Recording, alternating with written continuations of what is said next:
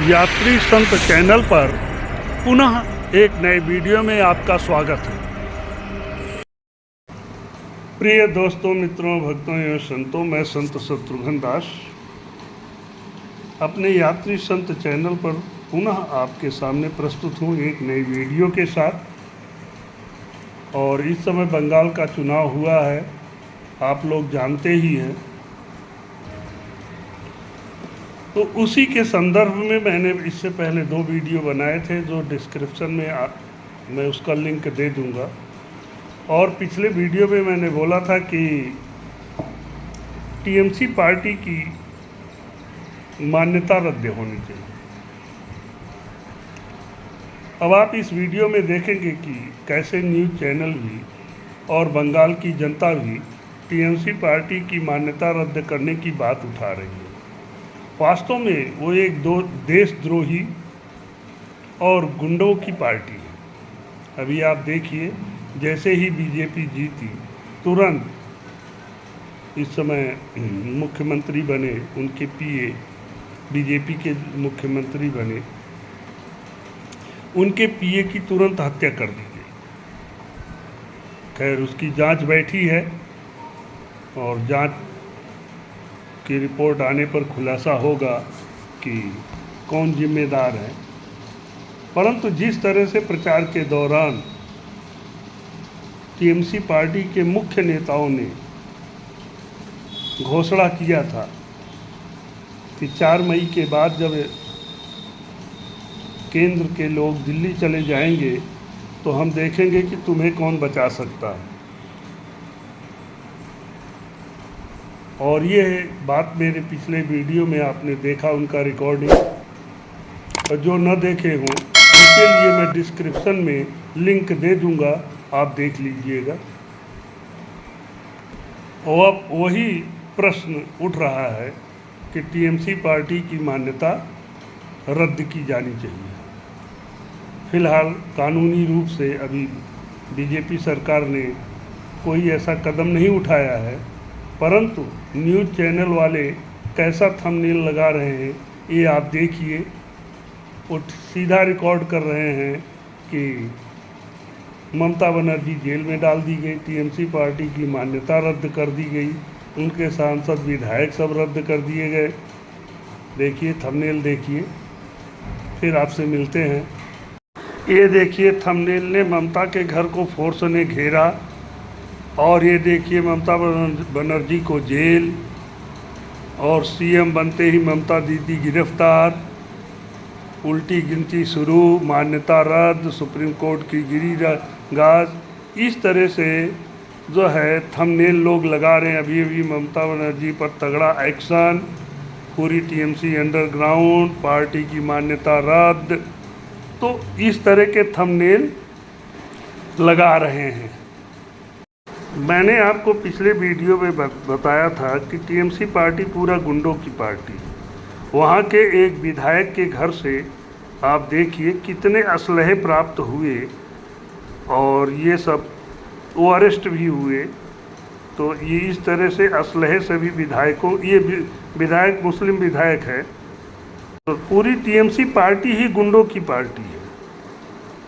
जबकि सत्य यह है कि अभी ममता बनर्जी पर कोई कार्यवाही नहीं हुई है।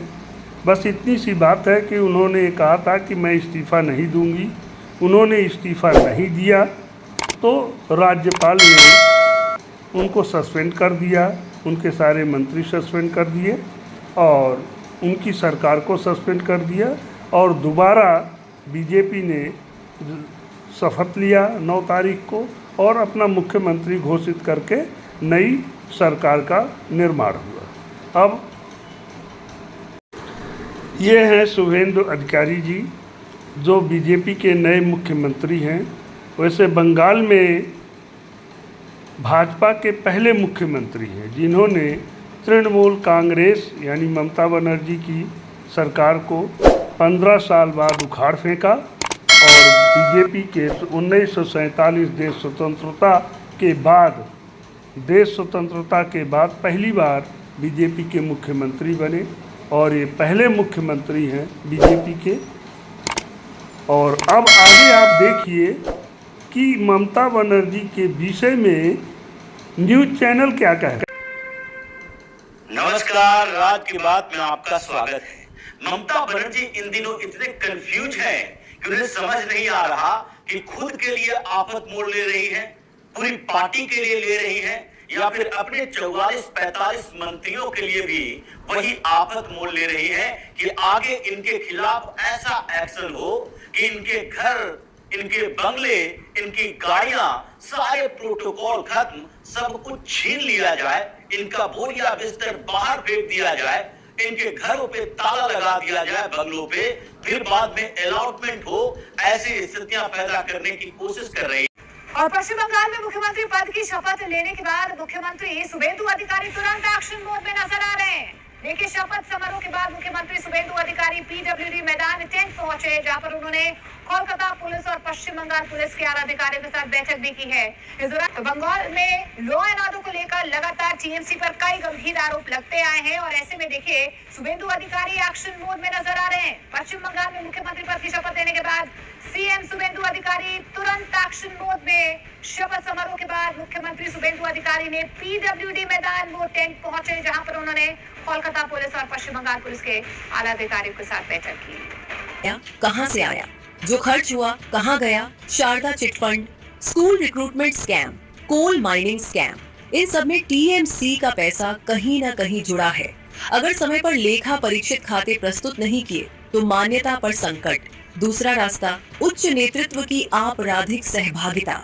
चंद्रनाथ हत्याकांड, पोस्ट पॉल वायलेंस, संदेश खाली, मुर्शिदाबाद दंगे, इन सब मामलों में अगर सीबीआई जांच में ममता या अभिषेक का नाम आया और गृह मंत्रालय ने चुनाव आयोग को रिपोर्ट भेजी तो मान्यता रद्द करने की प्रक्रिया शुरू हो सकती है। यह रास्ता लंबा है, लेकिन यह रास्ता असंभव नहीं है। पांचवां बड़ा पहलू, टीएमसी का भविष्य, मान्यता रहे या जाए। और अब सबसे बड़ा सवाल, टीएमसी का भविष्य क्या है? मान्यता रहे या जाए, टीएमसी का असली संकट तो पहले से शुरू हो चुका है। 30+ विधायक पहली बैठक में नहीं आए। टीएमसी के पितामह सौगत राय ने हार स्वीकार की। टीवी के सांसद देव ने बीजेपी को बधाई दी। मनोज तिवारी ने पार्टी छोड़ी। आईएएस अफसरों ने इस्तीफा दिया। आईटी सेल ने अकाउंट से टीएमसी का नाम हटाया।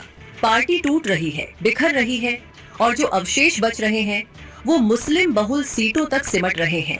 मान्यता रहे या जाए, टीएमसी वो पार्टी नहीं रहेगी जो 2011 में सत्ता में आई थी, और 2024 में जो टीएमसी लोकसभा में दिखती है, 2029 में वो भी नहीं रहेगी। टीएमसी का अंत धीरे धीरे लेकिन निश्चित रूप से हो रहा है। और अब वो 5 सवाल जो आज पूरे देश में गूंज रहे हैं।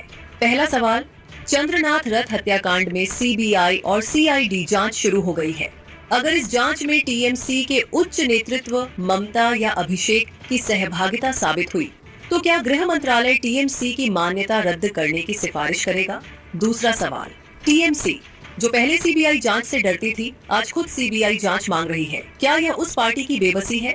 और क्या यह बताता है कि टीएमसी अब डिफेंसिव मोड में आ गई है? तीसरा सवाल, वोट परसेंटेज के आधार पर टीएमसी की मान्यता नहीं जाएगी, लेकिन फाइनेंशियल ऑडिट और उच्च नेतृत्व की आपराधिक सहभागिता, इन 2 आधारों पर टीएमसी बुरी तरह फंस सकती है। क्या ईडी और इनकम टैक्स की जांच ये रास्ता खोलेगी? चौथा सवाल, बंगाल के लोग सड़कों पर हैं, एनकाउंटर की मांग कर रहे हैं। क्या नई बीजेपी सरकार जो रूल ऑफ लॉ का वादा करके आई है, टीएमसी के उन गुंडों का हिसाब करेगी जिन्होंने 15 साल तक बंगाल में आतंक मचाया? पांचवा और सबसे बड़ा सवाल, मान्यता रहे या जाए, टीएमसी का असली संकट अंदर से है। विधायक बगावत कर रहे हैं, नेता छोड़ रहे हैं, सांसद पाला बदलने की सोच रहे हैं। क्या टीएमसी लेफ्ट की तरह अगले 5 साल में बंगाल की राजनीति से पूरी तरह मिट जाएगी? दोस्तों, टीएमसी का ये संकट हर दिन गहरा होता जा रहा है और हर दिन नई खबरें आ रही हैं। हर अपडेट सबसे पहले यहीं मिलेगा। अभी लाइक करें, अभी शेयर करें, अभी सब्सक्राइब करें, बेल आइकॉन के साथ बने रहिए, क्योंकि बंगाल की यह कहानी अभी खत्म नहीं हुई। जय हिंद, वंदे मातरम, जय श्री राम। और दोस्तों, पश्चिम बंगाल से इस वक्त की सबसे बड़ी और सबसे चौंकाने वाली खबर सामने आ रही है, और यह खबर टीएमसी के उस अस्तित्व पर सवाल उठा रही है जो अब तक कायम था। शुभेंदु अधिकारी के पीए चंद्रनाथ रथ की निर्मम हत्या के बाद पश्चिम बंगाल में एक नई मांग उठी है, और वो मांग है टीएमसी की मान्यता रद्द करो। बीजेपी के नेता सड़कों पर उतर आए हैं। चुनाव आयोग से मांग की जा रही है और राजनीतिक गलियारों में यह चर्चा तेज हो गई है कि क्या वाकई में वो पार्टी जो 15 साल तक बंगाल पर राज करती रही अब अपने अस्तित्व की लड़ाई लड़ रही है। आज इसी सवाल का जवाब ढूंढेंगे, कानूनी पहलू समझेंगे, चंद्रनाथ हत्याकांड को समझेंगे और जानेंगे कि आखिर क्या वो दिन आ सकता है जब टीएमसी की मान्यता रद्द हो जाए। पहले वो पूरा संदर्भ जो ये समझने के लिए जरूरी है। बीजेपी ने बंगाल में 207 सीटें जीती हैं। टीएमसी 80 पर सिमट गई है। ममता बनर्जी खुद अपनी सीट हार चुकी हैं। आज शुभेंदु अधिकारी मुख्यमंत्री की शपथ लेंगे, लेकिन इसी बीच एक ऐसी घटना हुई जिसने पूरे बंगाल को हिला दिया। शुभेंदु अधिकारी के पीए चंद्रनाथ रथ की निर्मम हत्या। ये हत्या बंगाल में राजनीतिक हिंसा के उस पुराने इतिहास की याद दिलाती है जो टीएमसी के शासन में चरम पर था। और इसी हत्या के बाद एक नई मांग उठी है, टीएमसी की मान्यता रद्द करो। पहला बड़ा सवाल, क्या किसी पार्टी की मान्यता रद्द हो सकती है? ये समझने के लिए चुनाव आयोग के नियमों को समझना जरूरी है। जन प्रतिनिधित्व अधिनियम 1951 की धारा 29A के तहत किसी भी राजनीतिक पार्टी को चुनाव आयोग से मान्यता मिलती है और उसी आधार पर मान्यता रद्द भी हो सकती है। मान्यता रद्द होने के आधार क्या है? पहला आधार, अगर कोई पार्टी भारतीय संविधान या लोक प्रतिनिधित्व अधिनियम 1951 का उल्लंघन करे। टीएमसी पर यह आरोप गंभीर रूप से लग रहा है।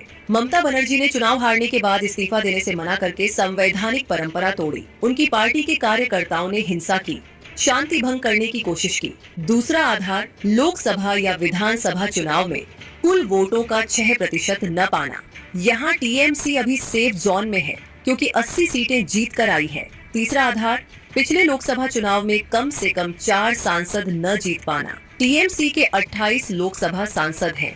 यहाँ भी मान्यता तुरंत नहीं जाएगी। चौथा आधार, समय पर लेखा परीक्षित खाते प्रस्तुत न करना और यहाँ टीएमसी बुरी तरह फंस सकती है। पांचवा और सबसे महत्वपूर्ण आधार, अगर गृह मंत्रालय की तरफ से चुनाव आयोग को ऐसी रिपोर्ट जाए जिसमें किसी पार्टी के उच्च नेतृत्व की आपराधिक गतिविधियों में सहभागिता साबित हो तो मान्यता रद्द करने की सिफारिश हो सकती है।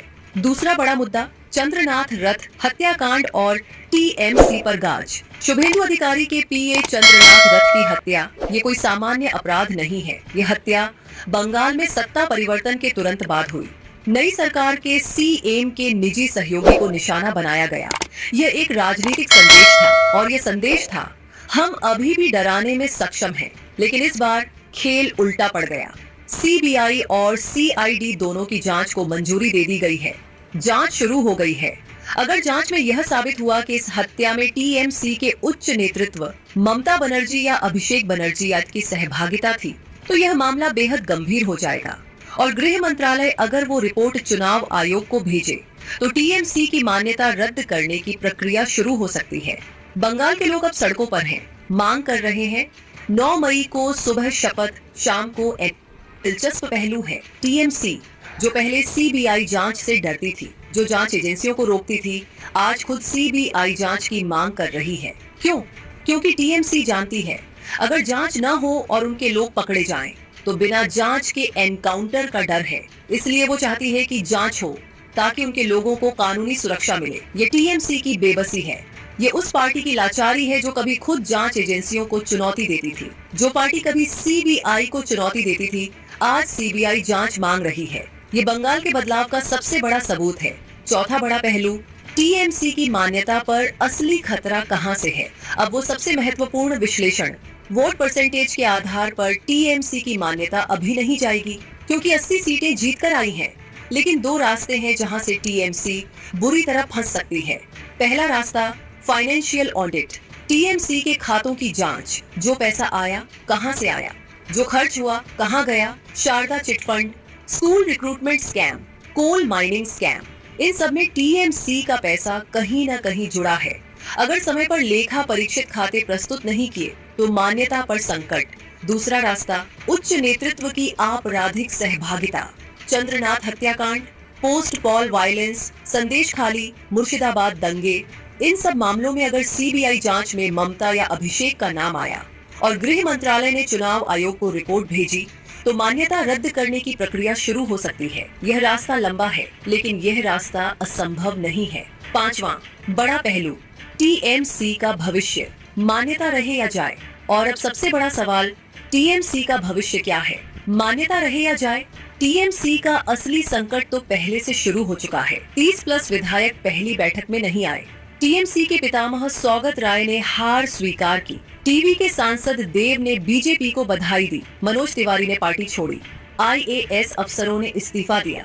आईटी सेल ने अकाउंट से टीएमसी का नाम हटाया। पार्टी टूट रही है, बिखर रही है, और जो अवशेष बच रहे हैं वो मुस्लिम बहुल सीटों तक सिमट रहे हैं। मान्यता रहे या जाए, टीएमसी वो पार्टी नहीं रहेगी जो 2011 में सत्ता में आई थी, और 2024 में जो टीएमसी लोकसभा में दिखती है, 2029 में वो भी नहीं रहेगी। टीएमसी का अंत धीरे धीरे लेकिन निश्चित रूप से हो रहा है। और अब वो तो ये आपने देखा कि अभी ममता बनर्जी के ऊपर कोई एक्शन नहीं हुआ है। ना ममता बनर्जी जेल में गई है, ना उनका कोई नेता जेल में गया है उनकी पार्टी का।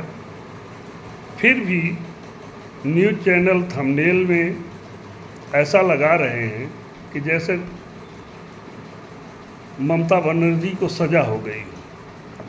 परंतु इस वीडियो में आपने ये भी देखा कि किस परिस्थिति में क्या संभावना है, और उनकी पार्टी की मान्यता रद्द भी हो सकती है और होनी भी चाहिए। अब ये इस बात पे निर्भर करता है कि जो जांच कमेटी बैठाई गई है, जो सरकारी एजेंसियां, जांच कमेटी नहीं बैठाई गई, सरकारी एजेंसियों को आदेश दिया गया है पूरा जांच करने का जो मर्डर हुआ है, और उसके बाद यदि साक्ष्य मिले तो ममता बनर्जी पे कार्रवाई भी होगी, उनकी पार्टी भी की मान्यता भी रद्द की जाएगी और उन्हें जेल भी होगी। परंतु मैं कहता हूँ, मैंने पिछले ही वीडियो में बताया था कि बहुत से ऐसे प्रमाण हैं। धमकी देना, क्या किसी को धमकी देना संविधान के अंतर्गत उसकी दंड प्रावधान निश्चित है, और धमकी दी गई तो सवाल ये उठता है इस पर कार्रवाई होनी चाहिए। यहाँ तक कि टीएमसी के मुख्य जितने नेता हैं देशद्रोही हैं, और मैंने तो संभावना मेरी इच्छा रही है कि टीएमसी पार्टी को देशद्रोही गुंडा घोषित करके इसको समाप्त कर देना चाहिए, क्योंकि इससे विदेश की बॉर्डर सीमा पश्चिमी बंगाल साझा करता, और वहाँ का मुख्यमंत्री इस तरह कार्यवाही करे कि विदेशी नागरिक को बुला के उनकी वोटर लिस्ट बना के और यहाँ के नागरिक को जो है धमका के रखे, उन्हें वोट न देने दे, और इस तरह 15 साल वो सत्ता में आती रहें। तो पूरे 15 साल का जो एक कार्यकाल उनका रहा है वो इसी आधार पे रहा। तो उन्हें दंडित किया जाना चाहिए, अनिवार्य रूप से किया जाना चाहिए। और तो अब तो बंगाल में भी न्यूज़ चैनल बता रहे हैं कि बंगाल में भी ये बात उठने लगी कि टीएमसी पार्टी को जो है बर्खास्त किया जाए। तो बर्खास्त के बहुत से साक्ष्य हैं, यदि नहीं करते हैं तो फिर ये केंद्र सरकार या उनकी जांच एजेंसियां या गृह मंत्रालय जाने। परंतु जनता की तो यही मांग है। और चैनल को सब्सक्राइब करिएगा, वीडियो को लाइक शेयर कमेंट करिएगा, और भाई पूरा वीडियो देखा करिए, तभी बात समझ में आती है। और मेरे चैनल के प्लेलिस्ट में आप जाएंगे तो रामेश्वरम, कन्याकुमारी, किष्किंधा, गोकर्ण सभी तीर्थों के वीडियो बने हुए हैं, आप उनको देख सकते हैं। सबकी प्लेलिस्ट है, हिमालय की प्लेलिस्ट है, आप देख सकते हैं। कुंभ के दौरान की प्लेलिस्ट है, आप उसे देख सकते हैं। तो फिर है, मिलेंगे अगले वीडियो में, तब तक के लिए जय श्री राम।